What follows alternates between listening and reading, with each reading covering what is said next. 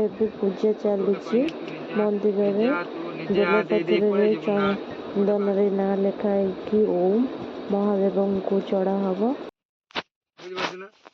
ତତେ କହିନି ସକାଳୁ ଉଠିଏ ସିଏ କହିବ 4ଟା ବେଳକୁ ଷେଣ୍ଢ ଛାଡ଼ିବେ ନା, ଲୋକ ମିଳିବେ ନା 4ଟା ବେଳକୁ। ଏଇଖିଣା ଦିନର ଲୋକ ଡାକି ଡୁକି ଧରିକି ମାଣ୍ଡି ବସି କରିପାରିବା।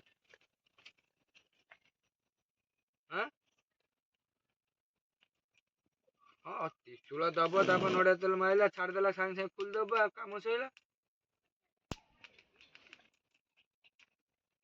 ସେଇ ବା ମୁଁ କଥା ବୁଝିନି ଯେ 2-3 ଦିନ ଘରେ ବାନ୍ଧିବ ନେଇକି।